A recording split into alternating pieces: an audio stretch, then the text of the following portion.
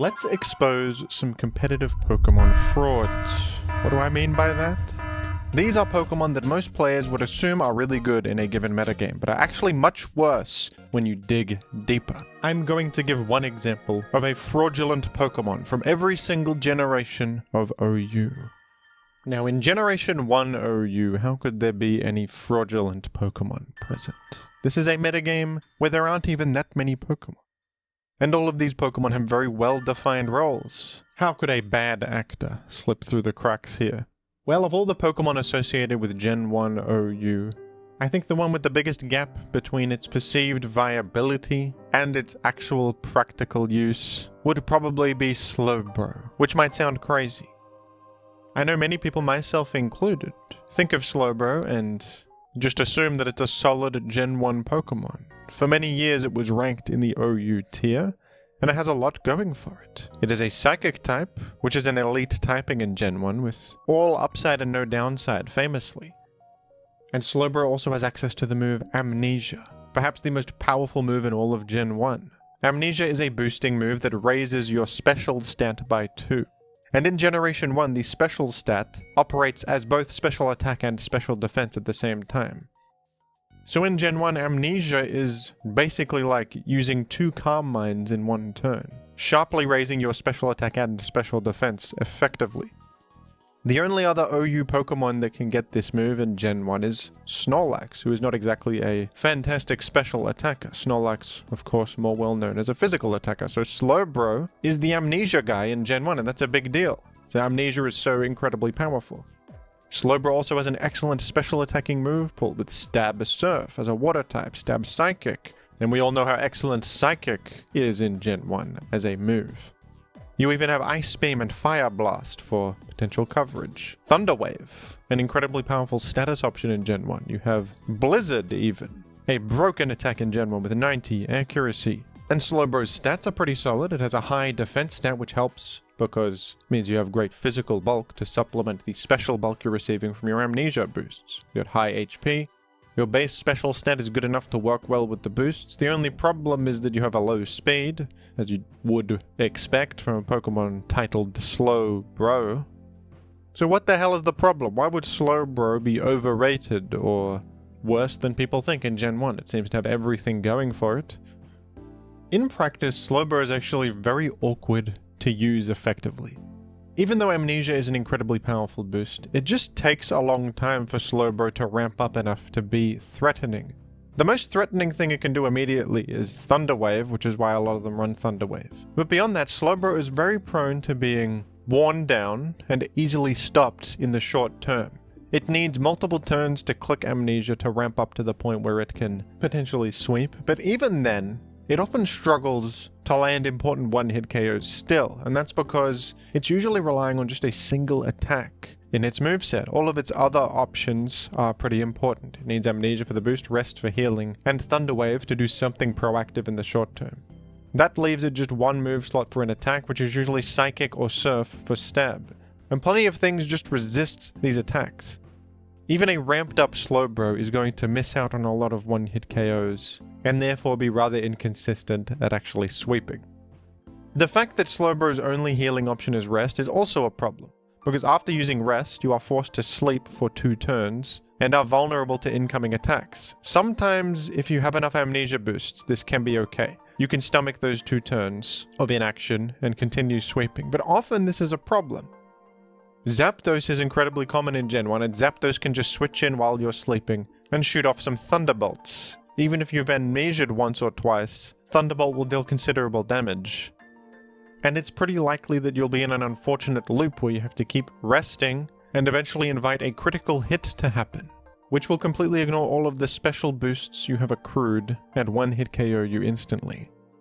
Zapdos is not the only Pokemon that runs electric moves in this day and age either. A recent trend in Gen 1 is that Starmie has become incredibly popular. It's always been very good, but recently it's on the majority of competitive teams actually. Starmie resists both of Slowbro's common attacking types and commonly carries Thunderbolt to threaten Slowbro. Because Starmie is rather speedy, the base speed factors into crit chance as well in Gen 1, meaning a Starmie with Thunderbolt is a dreadful matchup for Slowbro. It also doesn't help that Starmie kind of fills the same defensive space as Slowbro. It is also a water psychic type, and it generally is better. It may not be able to use Amnesia for sweeping, but it has Recover, which is a more proactive healing move that doesn't put you to sleep and leave you vulnerable, and it's fast. It's more effective at spreading Thunder Wave. It 1v1s a bunch of common Pokemon. Starmie is not only a bad matchup for Slowbro, it is taking the space on a team that Slowbro wants to fill. Another terrible trend for Slowbro is the fact that because Starmie is so common, Chansey has started to run Thunderbolt much more often to answer Starmie. A Chansey with Thunderbolt applies way more pressure to Starmie because Thunderbolt is super effective. So this is also bad for Slowbro. A Chansey with Thunderbolt is a terrible matchup. Chansey has an incredible special stat. It is shrugging off any of your incoming damage, and also dishing out respectable damage with its own Thunderbolt. And Chansey also barely outruns Slowbro. Chansey scarcely outruns anything. But Slowbro is even slower than Chansey is. So this metagame development is horrendous news for Slowbro. The considerable rise of Starmie and Zapdos and Thunderbolt Chansey are dreadful news for Slowbro in more recent memory, but Slowbro has also had a more universal adversary throughout the history of the tier, Exeggutor. Exeggutor is an incredibly common Pokemon still to this day, and it always has been in Gen 1 OU. And this Pokemon's existence is just atrocious for Slowbro. It is a grass psychic type, also resisting both of Slowbro's potential stabs. Exeggutor can put Slowbro to sleep with Sleep Powder, pretty much erasing it from the game. And Exeggutor can also explode against Slowbro to trade with it and erase this frightening Amnesia sweeper before it gets too out of control. This Pokemon that can so easily switch in against Slowbro without much risk and just threaten to eliminate it immediately is always a tough roadblock for Slowbro's potential endgame sweep. Slowbro was ranked OU in Gen 1 for a very long time, but very recently, only 6 months ago, Slowbro was demoted to the UU tier, as players favored it less and less in high-level competitive tournaments. That's not to say that Slowbro is completely unviable. It can certainly work on the right team and in the hands of the right player. It is probably the best Amnesia user in the tier, which has its value. But overall, it is a difficult Pokemon to justify using when Starmie is similar and it's so much more consistent and effective. And it's also just difficult to justify a boost sweeper that is so easily stopped. So many things can instantly come in and just stop Slowbro right in its tracks from doing anything, from achieving any value. Slowbro feels too slow, fittingly. It doesn't have enough time to ramp up. And the metagame is so hostile towards it. There are so many things that can completely halt its progress. And even if it does find a path towards success and get a few amnesias off and start dishing out some respectable damage, it is always under fire from a potential critical hit, erasing all of its progress and taking away the one bit of joy it ever felt in its life. Slowbro definitely a tragic figure. The Slowbro Gen 1 sprite conveys an emotion of fear and confusion. This is the face of someone that set up 3 amnesias and got critical hit by a Zapdos, and is lamenting about the fact that life is unfair. I'm sorry, Slowbro, but life is unfair. Sometimes you get crit after all your hard work, and everything is erased like dust in the wind. I'm sorry, Slowbro. I do apologize. But yes, I think that many assume Slowbro is good in Gen 1 and aren't familiar with all of the difficulties it faces, because on the surface it seems to have incredibly favorable traits for the Gen 1 environment. In practice, though, it has significant difficulties.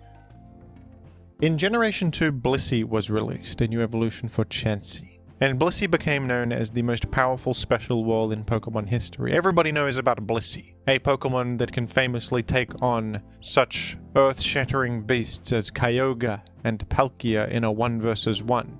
And yet, in Generation 2 OU when Blissey debuted, it's actually not as good as you probably think. Blissey had an awkward debut. It is ranked in the OU tier, but that might suggest that it's better than it is. Blissey is not the most commonly seen Pokemon in Gen 2, and it is actually surprisingly niche for its reputation. Why is this? Gen 2 is known as a very slow-paced and defensive metagame, which you'd think would be an incredible environment for Blissey to thrive in. But of course, Blissey faces stiff competition from the #1 Pokemon in the game at the time, Snorlax. This is the most obvious reason for Blissey's difficulty in the Gen 2 metagame. Snorlax is also a normal type. It also has a high HP and special defense. And it is just so much better. It is more proactive. It is more offensively potent. Comparatively, Blissey feels passive. Too passive. Even for Gen 2 standards. Gen 2 is a metagame defined by the rest-sleep-talk combo, which is at the peak of its power here, meaning that many Pokemon just have a reliable way to heal and still act while asleep from their rest. Because Sleep Talk in Gen 2 can also call rest, meaning there's often no bad outcome from clicking Sleep Talk. This makes Blissey feel weaker by comparison. Blissey often sets itself apart from others for its unique ability to take hits well and heal up and click utility moves and stuff like this. But Gen 2 is a generation where so many Pokemon can do that, with the more universal options of rest and sleep talk, which are so common. So Blissey's healing and walling capabilities just don't feel as valuable for that reason. Blissey also suffers from the fact that mixed attackers are extremely common in Gen 2, and also more effective in Gen 2. You see, in Gen 2, EVs are not limited. From Gen 3 onwards, you can only max out 2 stats with EVs. In Gen 2, you can just max out all of your stats, meaning mixed attackers benefit greatly, since every Pokemon just has the maximum amount of bonus stats it can get. There's no requirement to specialize in a bit of attack or special attack. There's no cost, really, to being a mixed attacker like there is in later games. Therefore, offensive Pokemon like Nidoking are incredibly common, who has both physical and special options in its move pool, and uses them both to great effect. Tyranitar is the same, taking advantage of both physical and special attacks in its move pool, and benefiting from the universal EVs. Even some special attackers like Typhlosion and Alakazam run the move Dynamic Punch. It may be inaccurate, but if it lands, it deals considerable damage to Snorlax, with a confusion chance on top. This is terrible news for Blissey, who is the same typing as Snorlax, and therefore is going to struggle to wall Alakazam or Typhlosion when the threat of getting one hit or just considerably damaged by Dynamic Punch is staring them in the face. The best thing Blissey has going for it in Gen 2 is access to Heal Bell, which is a great utility move that cures your whole party of their status conditions. This is probably the reason to run Blissey. Yet this as well feels like a worse option in a world where so many things run rest and have self-sufficient status curing of their own, and it's easier than ever to soak status, I would argue, in Gen 2. But still, it can help to have Heal Bell to cure the rest of your own ally. Maybe a Pokemon with rest that doesn't run Sleep Talk, like a Raikou or something. Or one of your offensive Pokemon that has been Thunder Waved or burned or something. There is merit to Heal Bell. Regrettably though, Blissey cannot run both Heal Bell and the move Counter. This would actually be a pretty cool set in Gen 2 if it was possible, because Counter can reflect back physical damage and get surprise KOs against enemies using physical attacks, like Nidoking using an Earthquake against you, or Snorlax using any of their physical attacks against you. But you have to choose one or the other here. They're incompatible. Now, if Heal Bell is the whole reason to run Blissey, it's not exactly worth dropping for Counter, meaning that you are in an awkward position where you cannot have your ideal moveset, can you? How dreadful. And the worst and most embarrassing reason that Blissey is struggling in Gen 2 is that it's outclassed by Miltank. A mere cow is outclassing Blissey. This is a unique case. Later on, of course, Blissey would be far better than Miltank in just about every other generation, but in the unique world of Gen 2, Miltank is the better Pokemon. You see, Miltank is also a bulky normal type, with an immediate healing move in Milk Drink, which is exactly the same as Soft Boiled and Recover. And Miltank also has Heal Bell, so Miltank has the option that Blissey is justifying its existence over. Miltank has that, but Miltank is fast. It has base 100 speed. Miltank does not have a debilitatingly low defense stat. In fact, it actually has a respectable 105 defense stat and decent mixed bulk with 95 HP, 70 special defense as well. It's not nearly as good of a special wall as Blissey, but like we said, mixed attackers are common here, and Snorlax runs the world, so having some defense is extremely valuable. And speaking of Snorlax, Miltank has the move Growl, which may not seem like a coveted option, but here it allows you to 1v1 a cursed Snorlax by removing their attack boost and preventing them from ramping up and sweeping the game, which is valued to many people. Growl allows Miltank a bit of reprieve against the most common Pokemon of the game, which is actually pretty useful. So Miltank is a generally more effective mixed wall in the tier that also has Heal Bell, can take on Snorlax, and also has a pretty respectable body slam off the back of 80 base attack. It's not the most threatening option in the world, but it can spread some para, dish out some good damage. Funnily enough, this deals a good damage to Blissey if you happen to be facing one. How unfortunate. So Blissey is regrettably getting destroyed by Miltank in its debut game. How completely humiliating. Goodness me.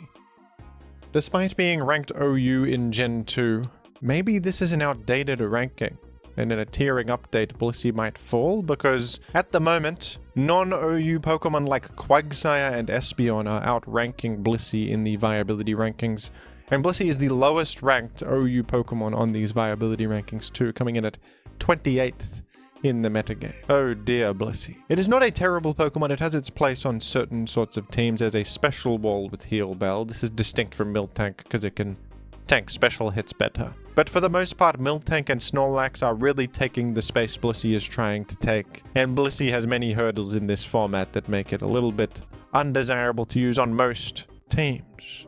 Blissey never forgave Miltank for damaging her pride, and that is what drove Blissey to achieve such great heights in later generations, and also sabotage the future career of Miltank, who plummeted in usage, was recently ranked ZU in the Gen 8 tier, considered a laughing stock, and not even put in the game in Gen 9. They have abandoned Miltank and thrown it into the void of non-existence.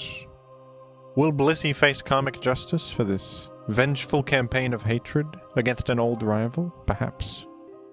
In Generation 3, Cloyster is ranked in the OU tier, and would seem to have many incredible advantages at its disposal. In Gen 3, Spikes are king. Spikes were buffed in this generation to be able to be stacked up to 3 times, and are the chief form of progress making and offense in the format.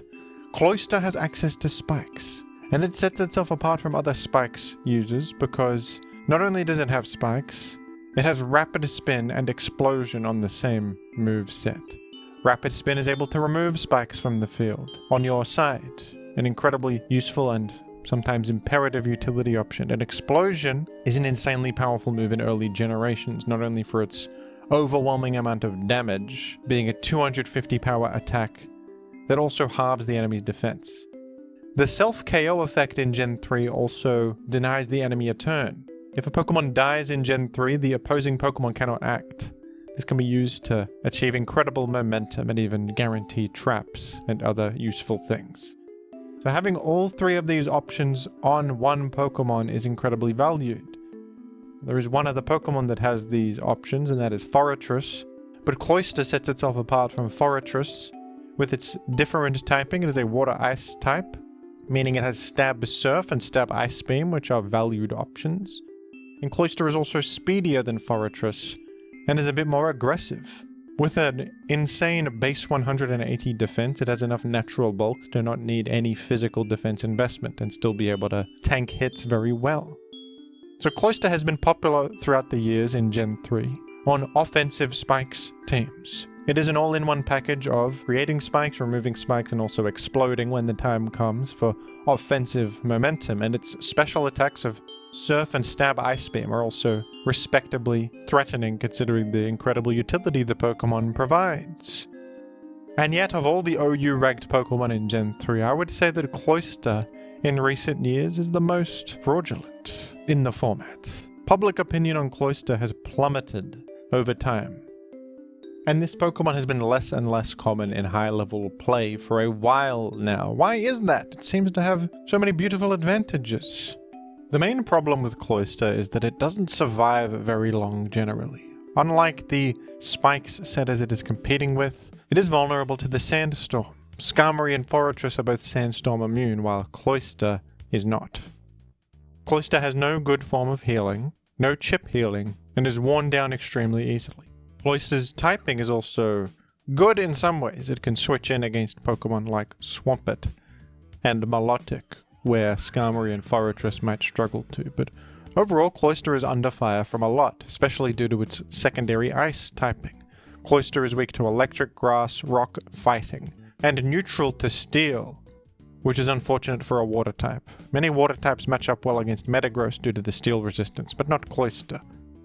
Now, to an extent, this limited survivability is expected on a spiker that is known for being more aggressive. But what players have realized is that even aggressive teams would generally just rather throw a Skarmory on there. Even though Skarmory is a defensive Pokemon, it is just so reliable at setting spikes, and that's the most important thing you want to do. Skarmory walls so many more things, has so many more entry points, and even offensive teams just prefer using Skarmory. Cloyster trades the defensive longevity of Skarmory for a bit more aggression and some different defensive matchups. But generally that trade-off is just not as worth it. Cloyster is always frightened of a Gengar switching in on the wrong turn. Gengar can block Cloyster's rapid spin and directly threaten it with a one-hit KO from Thunderbolt, which just puts Cloyster completely on the back burner. Cloyster clicking Explosion into a Gengar is also a complete disaster as it just dies immediately. Now Cloyster can lure in Gengar and chip it with Surf, but even then Gengar is living. You've essentially prevented them from layering up, and Gengar is also exerting offensive pressure. So even that scenario is not fantastic. Most of the time Cloyster therefore just wants to click spikes so that it gets a guaranteed bit of progress, but then at that point why are you not just using Skarmory, who does that but lives longer? Something Cloyster can do is that it can outrun Tyranitar and threaten it with Surf. In my experience, this is valuable if you're leading Cloyster, but otherwise not that valuable. Tyranitar can stomach Cloyster's Surf a lot of the time, threaten it with Rock Slide, and Cloyster has difficulty switching in on Tyranitar for that reason. I also don't love Cloyster as a lead. It's alright in the Tar matchup, but many other matchups are unfavorable for Cloyster, especially the very common Zapdos lead matchup. Cloyster is in the D rank on the current Gen 3 OU viability rankings, below some non-OU Pokemon like Registeel and Raikou, and even the recently OU promoted Pokemon Medicham. For a while, people have put forth the idea that Cloyster's OU status is undeserved in the modern day, and it's certainly a likely candidate for a Pokemon to fall out of Gen 3 OU in the future. Not to say it's completely unviable, it still does have merit. Spike, Spin, and Explosion are good options. It can switch in nicely against Swampert, which is always good, and it threatens Claydol better than other Spikers. But to be ranked OU suggests you are central to the metagame and commonly seen, which Cloyster unfortunately just isn't recently. It's more of a niche offensive spiker pick that is just an occasional alternative to the much more common Skarmory. A bit stupid of the community to ever think a mere oyster would be powerful in a competitive context. What does an oyster achieve in nature? Very little. They just sort of sit there and attach themselves to surfaces, doing absolutely nothing. Very unproductive creatures. I suppose if an oyster gained a bit more self-awareness like Cloyster has and had a face and eyes with which to perceive the world, maybe it would be more powerful, but I don't really buy that it would be an OU level threat in Gen 3. Let's just put it that way. Mass hysteria is a frightening phenomenon, wherein a group of people can seemingly make something true through sheer collective anxiety and mental willpower, sometimes to their own detriment. One of the most famous examples is the Dancing Plague of 1518, where an entire town of people inexplicably started dancing in the middle of the street to the point of physical exhaustion. They were unable to stop, despite wanting to. This is an event shrouded in mystery to this day. But perhaps the most inexplicable example of mass hysteria in human history was the collective delusion that Electivire was a good Pokemon in Generation 4 OU. This Pokemon had a high enough usage to be ranked firmly in the OU tier. It was commonly seen when the generation was current, and yet there is no evidence that Electivire has ever won a single battle. Everyone just sort of pretended that Electivire was a good Pokemon, perhaps because it looks cool, because they liked Electabuzz, and now this is a new evolution for the famous Electabuzz, a beloved Pokemon. I'm not so sure, but regardless, Electivire today is ranked OU because of the frozen tiering of Gen 4. And it is perhaps the most undeserved and fraudulent OU ranking in the history of the series. I suppose I can understand the initial perception of Electivire as a good Pokemon. It does have an excellent offensive move pool, and seems well suited to the role of a mixed attacker. It has access to Cross Chop as a fighting type attack to hit special walls. It has Thunderbolt and Ice Punch for coverage, a great coverage combo. Flamethrower is a good attack. Electivire has a very high attack stat of base 123. and an acceptable special attack of 95. It also has the ability Motor Drive, granting immunity to electric moves and a speed boost if struck by an electric move. And if you get this speed boost from Motor Drive, Electivire can be pretty good. +1 speed means you outrun most of the metagame and can, from there, threaten a wide variety of things. The problem is that without this Motor Drive speed boost, which is definitely not guaranteed to occur in a game, Electivire has a measly base 95 speed, which is not very good. Electivire is walled by many common Pokemon like Rotom Ghost and the Hippo, who shrug off its damage and easily defeat it with a one-hit KO.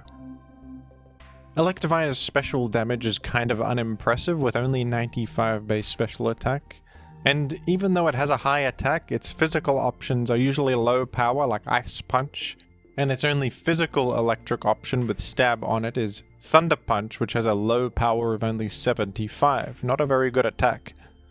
Try using this in Gen 4 OU and you will see how difficult it is to get anything done. You don't one-hit anything, you tend to be slow, it's so difficult to get the Motor Drive boost. And this guy often just dies without achieving very much and is walled by so many common things, and even outclassed by other electric types in the tier. Rotom is the big one, but there is also, of course, Zapdos. I think even Jolteon is more worthwhile with its higher speed and Volt Absorb, even though Jolteon's not particularly great either in Gen 4. Electivire is a scam artist and a con man who will forever be ranked Gen 4 OU because the tiers are frozen, and this fraudulent ranking will be etched in history, despite the clear mismatch between its ranking and its in-game power level.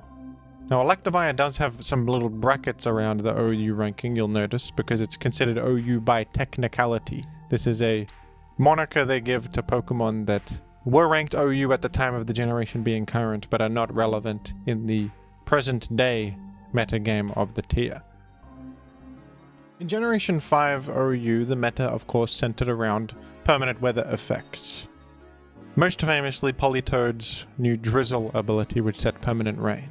This had a massive impact on the metagame, and there was a bit of rain mania. Anything with rain synergy was elevated. Tentacruel, who was rather forgettable before this, became one of the strongest Pokemon in the format. People started using Vaporeon for its new ability Hydration, which allowed it to use Rest in the rain and then immediately cure the rest. Pretty powerful. Any sort of rain synergy was enhanced. I saw people using Whiscash with Hydration, for goodness sake. I saw people use Lapras. At a certain point it gets a bit absurd. Yes, permanent rain is good, but how good is all this rain synergy really? And maybe the most egregious example of what I am talking about is the OU ranking of Toxicroak. In Generation 5, Toxicroak is ranked OU by usage, and was popular enough at the time when the gen was current to be a member of the OU tier. You see, Toxicroak has the ability Dry Skin, which is actually a damn good ability in the rain. While rain is active, Toxicroak will gain extra chip heal. It will heal 1/8 of its HP every single turn in the rain. And also it is immune to water on top of that, which is very powerful against enemy rain teams that are using water type attacks. It not only synergizes with rain, gaining chip heal similar to Rain Dish, but it also has water immunity. Now the downside to this is that Toxicroak takes extra damage from fire type attacks and is hurt if Sun is active, so if the enemy's running a Sun team, it's a bit of anti-Toxicroak technology, but that's a small price to pay for the high value rain synergy Toxicroak provides. So people did use this back in Gen 5 OU as an interesting Swords Dance sweeper with a poison fighting typing that chip healed significantly while your own rain was active, and then also acted as a switch in to all the Scald users and Hydro Pump users and Surf users of the rain metagame. And that's all well and good, but the problem of course is the fact that Toxicroak has atrocious statistics. These are dreadful stats. Even if you chip heal in the rain, what are you going to do with such chip heal when your defense and special defense are a mere 65? This is terrible. Your HP is not good enough to make up for that. Plus, Toxicroak isn't even that fast. Only 85 speed is not very good. Toxicroak attack stat is its best stat, but it's only 106. That's not even a very threatening Pokemon either. Toxicroak's stats are just dreadful. Truly dreadful. And its typing isn't doing it that many favors either. It's an interesting typing. It's immune to being poisoned, which is good. It can erase toxic spikes from the field. I guess Toxicroak is sort of a good matchup against Tentacruel for this reason. But remember, this is a world where Landorus Therian is extraordinarily common, and he defeats you with a simple Earthquake. Yes, you have Ice Punch, but you're getting intimidated and your attack is not that high, and Ice Punch is not stab boosted. Plus, many Landorus Therians run a Yachi Berry. Guess who else runs a Yachi Berry and is a ground type? Garchomp, another dreadful matchup. You have Runiclus to worry about, who has the physical bulk to shrug off your Sucker Punch and one-hit KOs you with a Psychic type attack, because Toxicroak is ×4 weak to Psychic. In general, many things just defeat Toxicroak in an instant, due to its many weaknesses and low defensive stats. And even if it is in a good position where the rain is up and you've achieved a nice switch in against an enemy water type attacker, from there you can Swords Dance, but your attack is too low. You invite so many things in that can just live and get a follow-up KO, so it's not exactly like even when the stars align for Toxicroak, it's achieving very much. Not at all. Generally, if you want to run a water-immune Pokemon, something like a Gastrodon or Jellicent is a superior choice. These have more defensive merit, and can achieve more on the switch-in against a water-type attack. Gastrodon has a superior typing and recovery, and can wall things like Dragonite, Garchomp, or at least answer them with Ice Beam. And Jellicent, of course, can block Rapid Spin and burn things with Will-O-Wisp or Scald. Toxicroak doesn't really achieve anything on defensive switch-ins.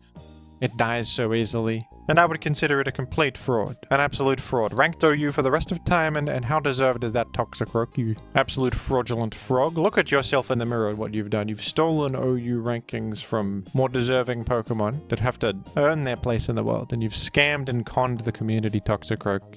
And I don't view you as a very honorable individual at all. In Generation 6, an exciting new Mega Evolution for the fan-favorite starter Pokemon Swampert was released. And most probably assumed that this Pokemon would be an immediate competitive hit. Swampert is a great foundation with solid stats to build upon, an incredible water-ground typing, and Mega Swampert has some truly outstanding stat increases. 150 base attack is incredible, and 110 in both defenses is very well-rounded too.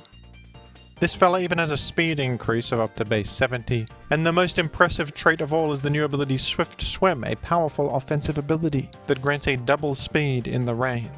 Mega Swampert, on paper, is the most powerful Swift Swim Pokemon in Gen 6, isn't it? I mean, in previous generations, players were using things like Kabutops and Omastar and Ludicolo in Swift Swim. These Pokemon were so enhanced by the speed boost in the rain that they became actual competitive choices. Mega Swampert has a damn 150 attack stat and a great Earthquake stab and an incredible set of offensive tools.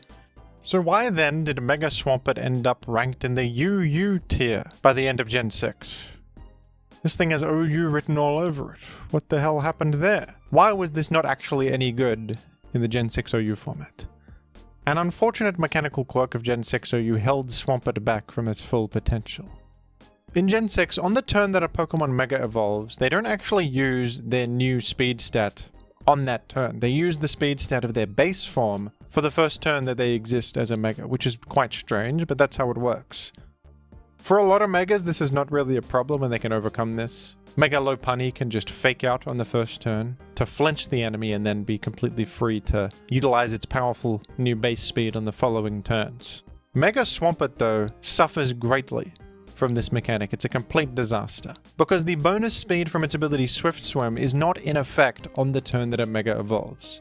This is pretty much a death sentence for Mega Swampert in Gen 6 OU. If not for this, the Pokemon will be excellent. But because it has to spend a whole turn not boosted by the Swift Swim, its offensive potency is completely gutted. One way to overcome this is maybe to run the move Protect. It's stalled the first turn so that the turn afterwards you can utilize your new speed, but that's a complete waste of a move slot and a generally bad option on a rain sweeper like this one. Sacrificing that entire turn of rain speed is just a huge momentum sink, and is enough to push Mega Swampert out of OU viability, unfortunately. A Pokemon that seems so incredible when you look at it, ruined by a random little mechanic like that. Now, of course, in Gen 7, Mega Swampert would go on to be OU ranked and very good, but in its debut game of Gen 6, it suffered greatly.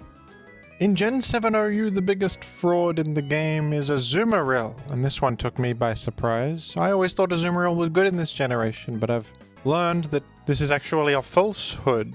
This does not look like the face of a fraud. What? This is an altruistic face. How could you deceive us, Azumarill? What in the world? Azumarill has many positive traits to be thankful for. It is a water fairy type, great type combo. It has the ability Huge Power, great ability, doubling its attack stat. And Azumarill is effective as a wall breaker and boost sweeper with either belly drum or a choice band. It can use its Huge Power attack boost to achieve astronomical levels of damage output. It even has priority in the form of Aqua Jet. But goodness gracious, folks, if you look at the Gen 7 OU viability rankings, Azumarill is in the C tier. The C tier, which is the lowest one here, considered equal in power level to such Pokemon as Mantine and Shedinja. What? Now, how in the world could Pyukumuku be ranked above Azumarill in Gen 7 OU? That doesn't seem to add up. There are multiple non-OU Pokemon outdoing Azumarill in the viability rankings. How do we make sense of a thing like this? Azumarill has two enormous problems in Gen 7 OU. One of these problems is the existence of Tapu Lele, the most common and prominent of the Tapus, and a central offensive presence. Tapu Lele's Psychic Terrain enables many offensive strategies, boosting the power of Psychic-type damage and shielding the team from priority, making Mega Alakazam and other such powerful special attackers and fast threats even more frightening and less answerable. Azumarill's over-reliance on Aqua Jet and low speed and proactivity otherwise means that Tapu Lele absolutely eats it alive. In Psychic Terrain, Azumarill's Aqua Jet simply will not work. A disaster for all involved. The prominence of Tapu Lele is a big problem for Azumarill, and Azumarill also suffers from the prominence of Katana, a new Ultra Beast in Gen 7, and another central offensive threat. Katana is an insanely good Pokemon that I think shouldn't exist, but people don't care for my opinion these days, do they? Katana has an absurd 180 base attack, which is rivaling even most legendaries. Its speed is great, and it randomly has an incredible defense stat as well. So obviously Katana can completely shrug off Aqua Jet and just one-hit KO Azumarill easily. So even if you pull off the belly drum, the most common guy ever, Katana switches in, tanks the Aqua Jet, and just defeats you in a single swoop. Tapu Lele and Katana are everywhere, so Azumarill getting a belly drum sweep in the books is simply unlikely in this world. And for that reason, Azumarill is having such a hard time, such an uphill battle, despite all of its inherent qualities. These bad matchups have pushed it all the way down, even below the likes of Pyukumuku, which is a bit embarrassing, frankly. I'm not so sure Azumarill was deliberately trying to be deceptive with this one and steal an OU ranking where it didn't deserve one. It's interesting that it is OU by usage, and was at the time, despite these terrible matchups keeping it so far from successful sweeps, oftentimes. But this is the reality of life, and Azumarill now holds a perhaps undeserved status of OU in Gen 7, for the modern metagame anyway. In Gen 8 OU, Aegislash was a bit of a fraud, which is kind of insane because this is a former Ubers ranked Pokemon. Introduced in Gen 6, Aegislash was insane in its debut. Too good. The Steel Ghost typing is elite, an absolutely outstanding typing. Aegislash has 150 defense and special defense in its base state, which is very good as well. And this Pokemon also has the unique and incredible ability Stance Change. Every single time this Pokemon uses an attack, its defensive and offensive stats are flipped. So it has 150 in its attack and special attack instead of its defenses. It can simply use the move King's Shield to protect itself, like the move Protect, and also transform back into the defensive form as well, gaining back its great defensive stats. This is kind of a perfect concept. You can take a hit and have defenses, and then when you attack, you have offenses, and you can just switch between the forms very easily. It's made it really difficult to defeat Aegislash, and it also helped that King's Shield not only protected you from incoming damage, but nerfed the enemy's attack stat by 2 stages if they hit into the King's Shield with a contact move, even further enhancing Aegislash's longevity and ability to live hits, nerfing enemy attackers as they attempt to defeat you. An extraordinary Pokemon. Now in Gen 8, part of the reason for Aegislash's fall was because it got nerfed. Lost 10 points in defense and special defense, and King's Shield now only provided a -1 attack decrease rather than the former -2. But still, despite these nerfs, you would still think Aegislash would be a really good Pokemon. 140 in the offenses and defenses is still great, the King's Shield effect is still good, and Steel Ghost typing also simply incredible. So how could Aegislash actually fail to be ranked OU in Gen 8 and only be UUBL? Part of the reason is because of the existence of Dragapult. Dragapult became the face of Gen 8 OU, and a top tier Pokemon immediately, with its incredible speed stat, excellent move pool, fantastic mix of offensive options, and U-turn for pivoting, and even Will-O-Wisp to cripple enemies. Dragapult was a preferred ghost type, and even matched up well against Aegislash, threatening it with a Choice Specs boosted Shadow Ball. Aegislash did not love the fact that this new and popular ghost type was everywhere, not only taking its offensive role, but threatening it directly. Blacephalon was also in the tier, as were the other Ultra Beasts, and Blacephalon matched up against Aegislash similarly well. And you might think that, well, Aegislash has access to Shadow Sneak to hit these ghosts with a super effective priority move, and that is true.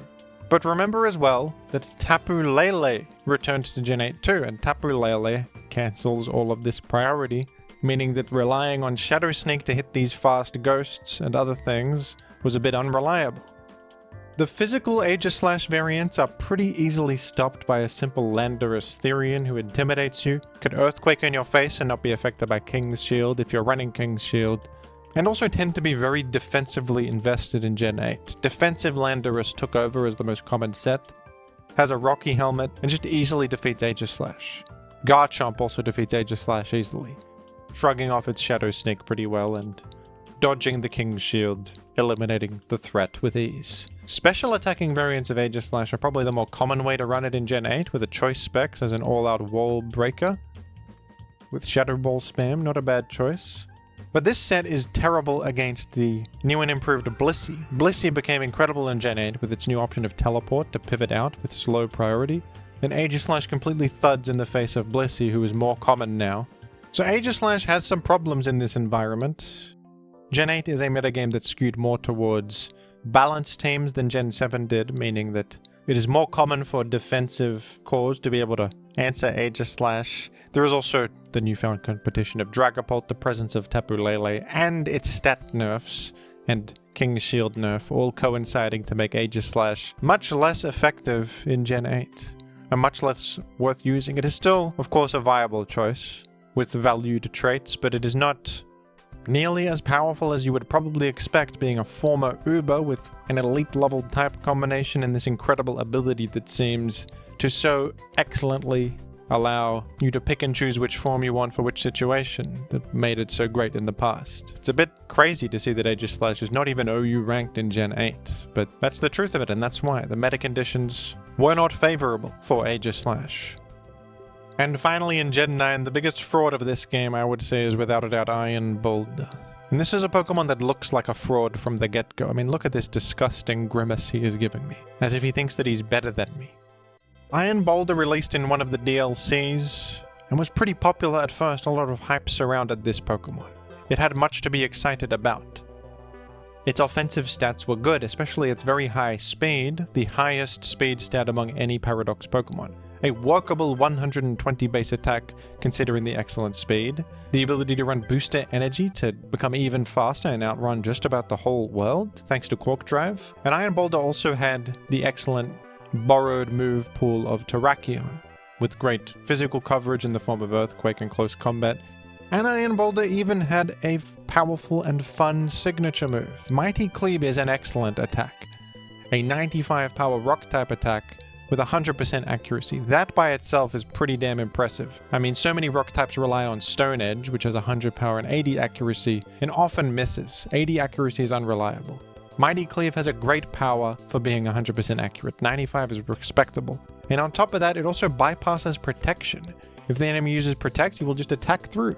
That's really strong, especially when Protect spam Gliscor is so common, and Gliscor needs that to heal. Just being able to power through Protect is really good.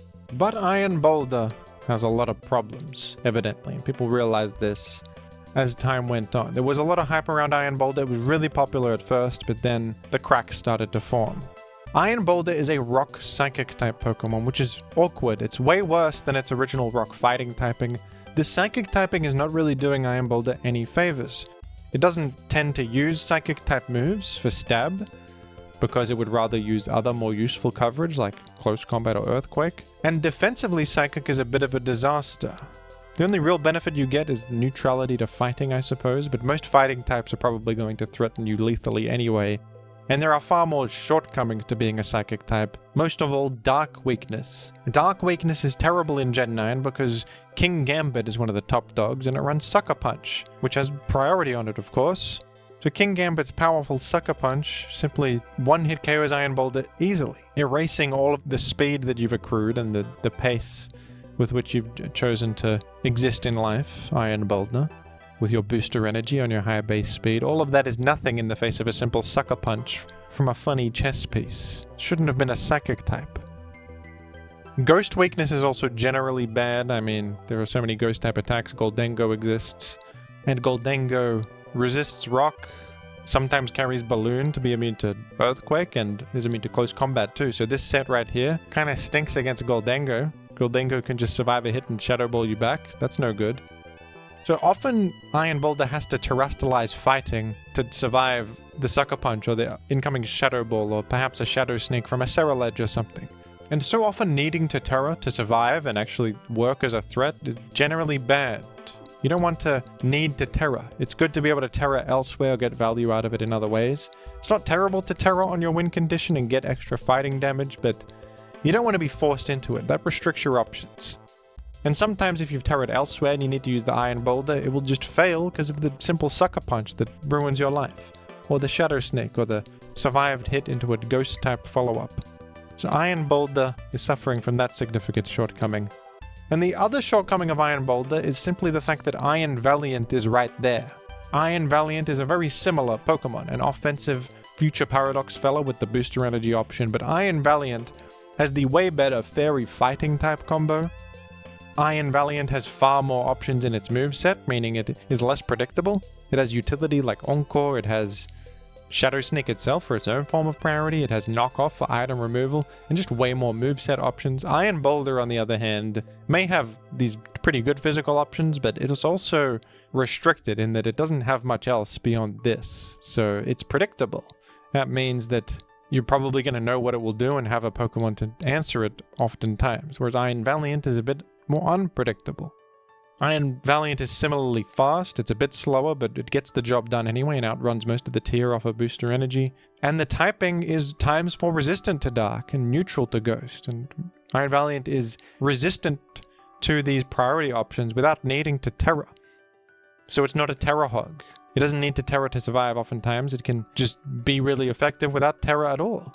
So why the hell would anyone use Iron Boulder over Iron Valiant, who is so much better in most ways?